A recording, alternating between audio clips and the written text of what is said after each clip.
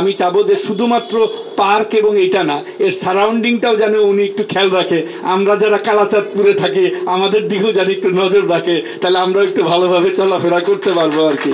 আমি যখন শুনছি আমি নিজেও অবাক হয়েছি যে সাধারণত মানুষরা আসতে যায় না, আমি আসতে পারি না।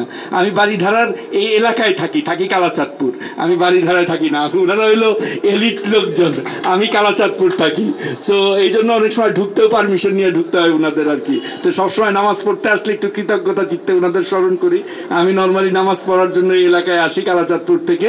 তো আমরা চাই যে যেহেতু সুযোগ হয়েছে যে এই জায়গাটা যেহেতু আমাদের ডিপ্লোম্যাটিক জোন, আমাদের দেশের সম্মান কিন্তু নির্ভর করে এই ডিপ্লোম্যাটদের আমরা কিভাবে রাখতেছি। বড় বড় এমবেসি এইখানে, এই 12 নম্বরের রাস্তার জায়গাটা যদি আরো একটু সচল থাকে, চালু থাকে, বিশেষ করে এখানে সব সময় ট্রাফিক থাকে, এবং এই ট্রাফিকটা গাড়ি ঘোড়া ইয়ের জন্য না, শুধুমাত্র মিসম্যানেজমেন্টের জন্য।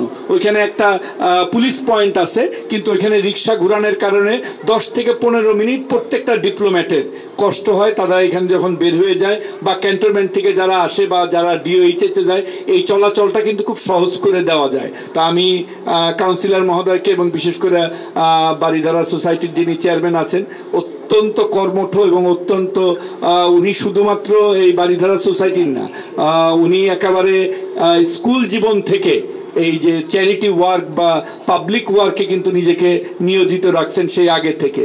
ফেমা নামক প্রতিষ্ঠান করেছিলেন, ইলেকশন মনিটরিং থেকে আরম্ভ করে মুক্তিযুদ্ধ থেকে আরম্ভ করে সকল জায়গায় কিন্তু ওনাদের একটা ছিল। তা এরকম একজন নেতা পাওয়া বা নেতৃত্ব পাওয়া আমাদের জন্য তা আমি চাবো যে শুধুমাত্র পার্ক এবং এটা না, এর সারাউন্ডিংটাও যেন উনি একটু খেয়াল রাখে। আমরা যারা কালাচাঁদপুরে থাকি আমাদের দিকেও যেন একটু নজর রাখে, তাহলে আমরা একটু ভালোভাবে চলাফেরা করতে পারবো আর কি।